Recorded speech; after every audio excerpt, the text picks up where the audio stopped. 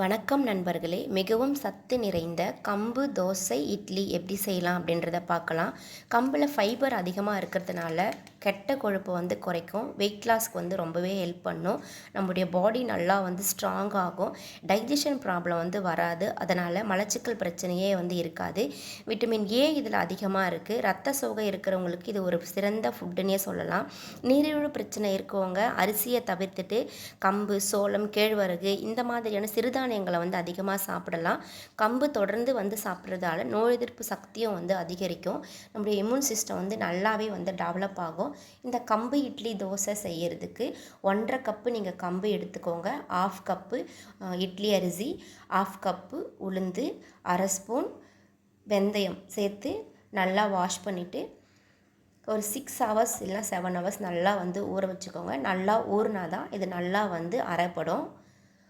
6 ஹவர்ஸ்க்கு அப்புறம் நீங்கள் நார்மலாக இட்லிக்கு எப்படி மாவு அரைப்பீங்களோ இட்லி தோசைக்கு அதே மாதிரி அரைச்சி எடுத்துக்கலாம்.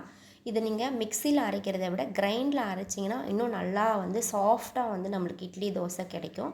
நான் கொஞ்சமாக ஊற வச்சதுனால மிக்சிலேயே அரைச்சிக்கிறேன். இதுவும் நல்லா தான் இருக்கும். நிறைய இப்போ இருக்கிற குழந்தைங்களுக்கும் சரி பெரியவங்களுக்கும் சரி நிறைய பேருக்கு கம்பு அப்படின்றதுனா நிறைய பேருக்கு தெரியாமையே இருக்குது.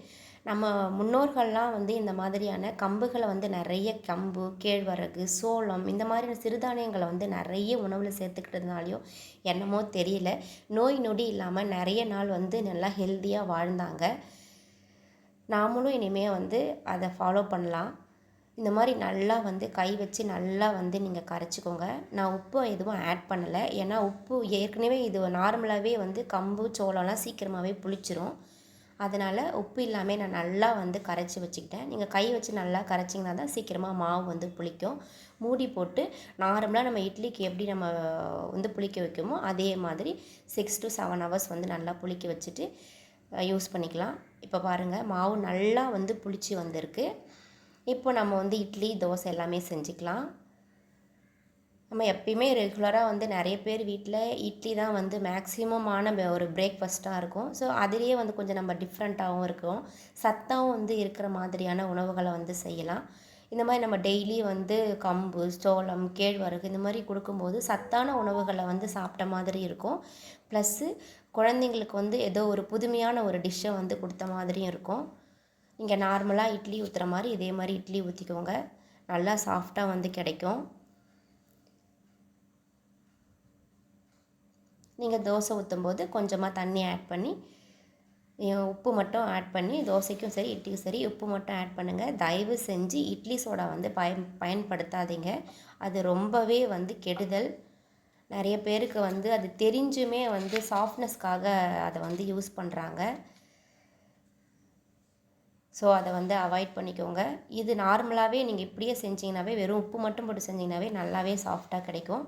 உங்களுக்கு விருப்பம் போல் நீங்கள் நல்லா தோசை ஊற்றிக்கிட்டு நெய்யோ இல்லை நல்லெண்ணெய் இல்லை எண்ணெய் உங்களுக்கு எது பிடிக்குமோ அதை யூஸ் பண்ணி தோசை செஞ்சிங்கனாவே நல்லா கிறிஸ்பியான தோசை கிடைக்கும்.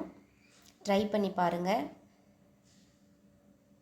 இதே மெஷர்மெண்ட்டு தான் கேழ்வரகு இட்லி தோசைக்கும் சோளம் இட்லி தோசைக்கும். நிறைய பேருக்கு சோளம் வெள்ளை சோளம் அப்படின்றதே நிறைய பேருக்கு இப்போ இருக்கிறவங்களுக்கு தெரியல. ஸோ நம்ம யூஸ் பண்ண தான் அதை எல்லோரும் தெரிஞ்சுப்பாங்க. ட்ரை பண்ணி பாருங்கள். கண்டிப்பாகவே நல்லாயிருக்கும். ட்ரை பண்ணிவிட்டு எப்படி இருக்குது அப்படின்றத கமெண்ட் பண்ணுங்கள் ஃப்ரெண்ட்ஸ். உங்களுக்கு விருப்பமான சைட் டிஷ்ஷை வச்சு சாப்பிடுங்க. நாங்கள் முருங்கைக்காய் சாம்பார் வச்சுருந்தோம். பாருங்கள் இட்லி எவ்வளோ சாஃப்டாக வந்திருக்குன்னு. நான் வெறும் உப்பு மட்டும்தான் ஆட் பண்ணேன். நீங்கள் எதுவுமே இதில் ஆட் பண்ண தேவையில்லை. வெறும் சால்ட் மட்டும் ஆட் பண்ணால் நல்லாயிருக்கும்.